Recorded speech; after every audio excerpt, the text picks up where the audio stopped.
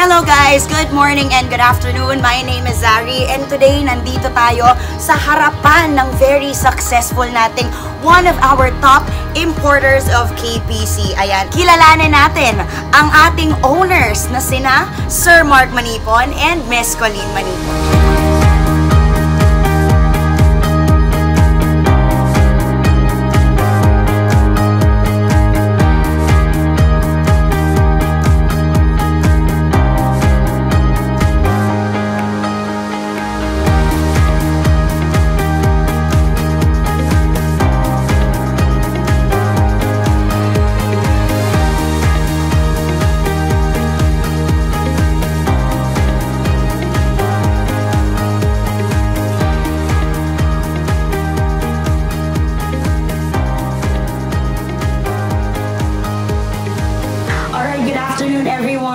Nagbabalik na naman po tayo dito, syempre together with none other than Sir Mark and Miss Colleen Manipon. Bago natin balikan kung ano yung umpisa ni Metro One at ni Presco, balikan po muna. Ayan, paano po ba tayo nagkakilala? Kasi pag ako kinilabutan, yun na yun.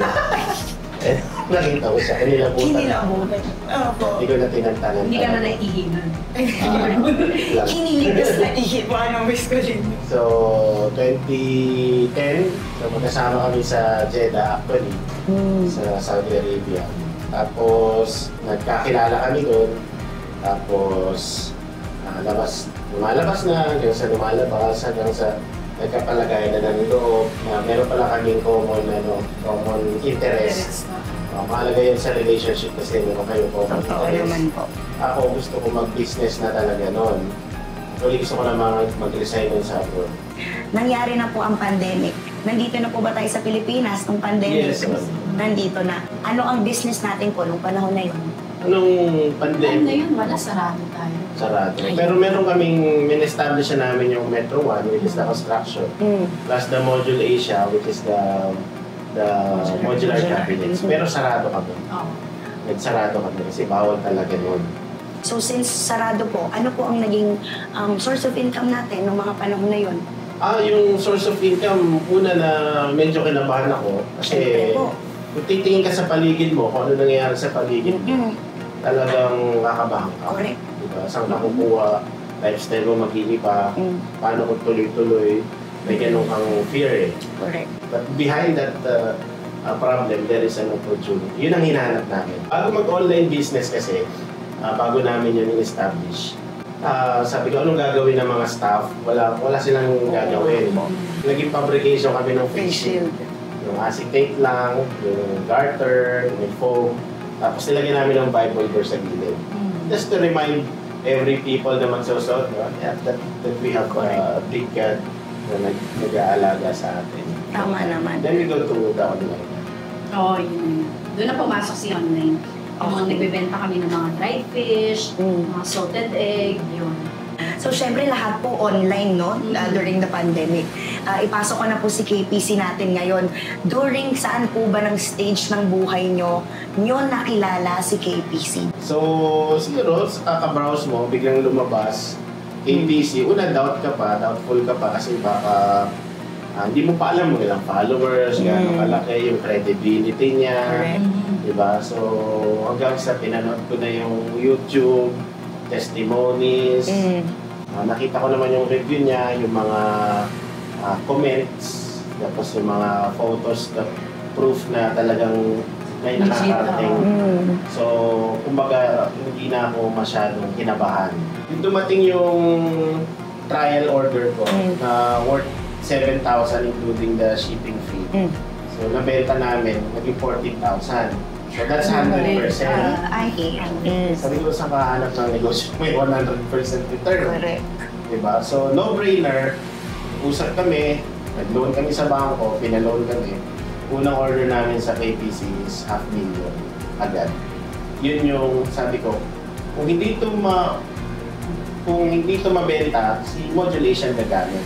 Yun nga yung mga kitchen accessories. So hindi, walang tapon. Ang gusto ko naman pong malaman, no, bilang mga successful business owners, bilang mga successful entrepreneurs, ano po ba ang message nyo from each of you? Unahin na po natin si Miss Colleen po, doon sa mga aspiring entrepreneurs na kahit hindi po OFW, yung mga talagang nagsastart lang, and with humble beginnings also. And then isusunod po natin si Sir Mark.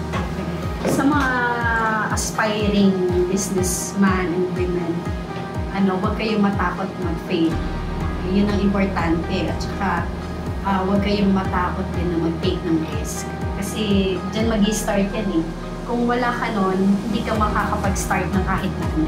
Sa akin, yung mga aspiring business, kung gusto pumasok sa business world, don't chase the money. Huwag kang mag-business dahil gusto mong kumita. You need to have something deeper than money. Ano yung mission mo, ba't mo gustong gawin. So, money will follow. Correct.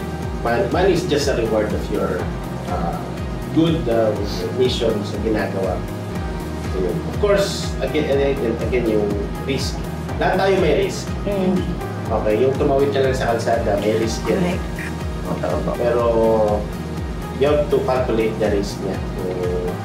Kung hanggang saan. Pag pinasok mo, alam mo rin kung paano ka lalabas. When we buy something from China, alam namin na pag hindi siya nabenta, makakonsume namin siya. Hindi lang siya titenga dyan ng taon para mabulok. Doon sa mga mag-asawang may business, you have to separate your work and your family. Hindi siya ganun kadali, no? Pagdating nyo ng bahay, huwag nyo dadalhin doon yung trabaho kasi madidrain kayo.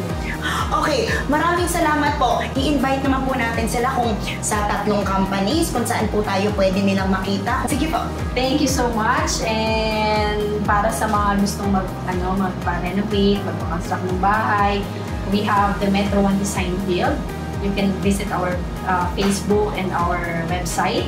And also we have the Module Asia.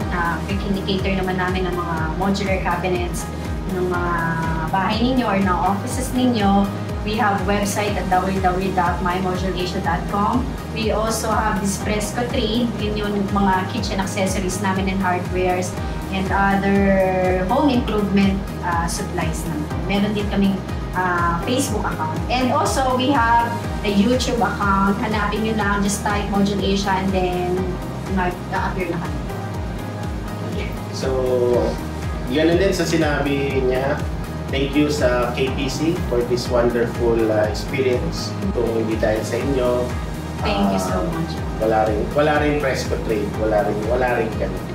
So thank you for the full support and yung unwavering discussions natin sa group chats, yung support nila talaga as in parang 24/7 na nga yata sa amin. So thank you KPC talaga. Maraming salamat for everyone who's watching. Once again, these are our business owners, Sir Mark Manipon and Miss Colleen Manipon. Maraming salamat po for having us. Maraming salamat po. Sir, thank you so much po. We are Metro One, Fresco Trade, and Module Asia. Ahu! Ahu! Ako si Mark Manipon. Ako naman si Colleen Manipon. At kami ay tiwala sa KPC!